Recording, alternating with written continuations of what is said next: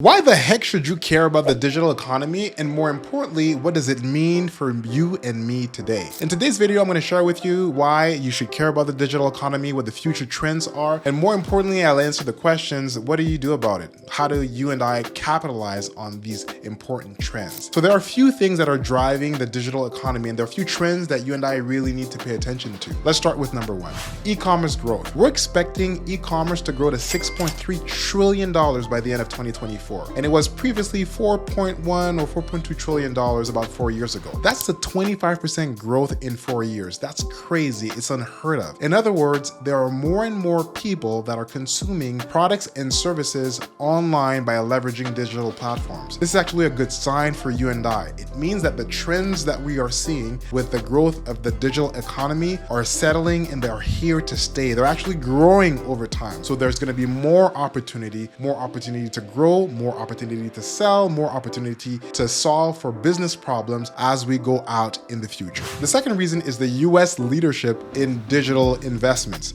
Now, whether it's Donald J. Trump winning tonight or Kamala Harris, the truth of the matter is the United States is expected to spend 35% of the worldwide spending on digital transformation. That's about $1 trillion by 2025. The US is a huge economy, and if all of these businesses are investing so much in digital transformation, is because they know something that we don't, i.e. digital economy and digital transformations are here to stay. Number three, outside of the US, the global splurge on digital transformation and the digital economy is massive. It's projected to reach approximately $4 trillion by 2027. Think of the biggest companies in the world, the JP Morgans. If you're in Canada, think of Canadian Tire or Scotiabank, Toyota. Those massive organizations that have hundreds of thousands of employees and that are being pushed into an era of digital consumption, an era where people are researching online before they go out to buy a car. They're researching online before they buy a book or before they watch and consume a video. And they're using digital platforms in order to make their purchasing decisions. This is a significant shift in the way human beings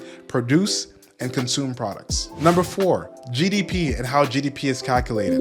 GDP stands for the gross domestic product, and we're expecting that in the next 2 years, the digital economy is going to contribute 20% or more of the overall worldwide GDP. Now guys, like 20% might not seem like a lot, but a few years ago, GDP was driven by people going to a store, handpicking what they were buying, and then driving it back home. In the next couple of years, the digital economy is going to break the 20% mark of being part of the GDP contribution. And that is going to continue to accelerate as a greater number of the population has faster and reliable internet connection. This is again an opportunity for you and I to capitalize on that and help individuals and businesses solve some important selection and choice options that they have over the next few years. And you and I have a role to play leveraging digital economy and digital platforms in order to do so. Number five, acceleration in digital economy because of COVID-19. Whether we like it or not, COVID-19 changed the way the world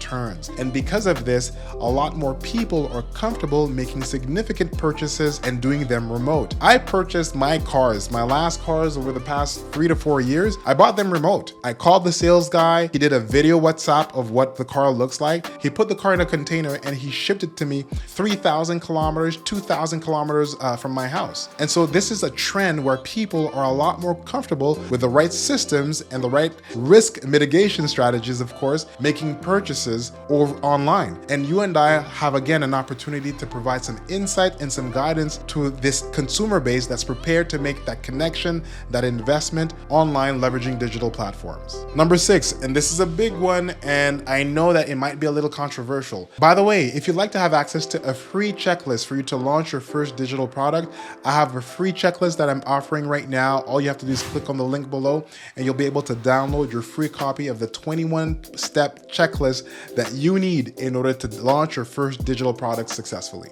Number six, the rise of artificial intelligence. Now I'm going to shoot a separate video on artificial intelligence, what you should be mindful of, what are the opportunities and the risks with artificial intelligence. But here's the short of it. The market for artificial intelligence is expected to reach $1 trillion in the next 4 to 5 years. It's currently $117 billion. This is massive, and it's going to reshape the way we interact with technology. Again, you and I have an opportunity to leverage those investments and provide guidance, products, and services to help individuals and small businesses navigate these waters. And last but not least, and this is an important one, it's the rise of telework. The rise of telework, or working remote, has two fundamental components that are important for me and you. The first component is that with the fact that more people are working from home, it actually moved from 17% pre-COVID to about 44% today. A lot of people have access to digital platforms during the day where they can actually consume products and services for their leisure. So that means that the number of eyeballs that can see this YouTube video, for example, or a book or a course or a digital product, the number of eyeballs has actually increased over time. The second component, which is really important, is that with working from home, it really gives people like you and I an opportunity to save some time. And that time could be invested in a digital business or a digital e-commerce or a digital business as a whole. Now the question becomes, what do you and I can do with regards to this? How can we actually leverage these massive trends that we're seeing, which are quite positive for the future of digital products and e-commerce as a whole? Well, the first thing you could do is get educated. You can smash the like button, subscribe to this channel, and share this video with a friend. But more importantly, you can look for resources that are available online that are going to help consolidate your learning. The first step in building a successful digital empire or digital business is simply to educate yourself and increasing your knowledge overhaul.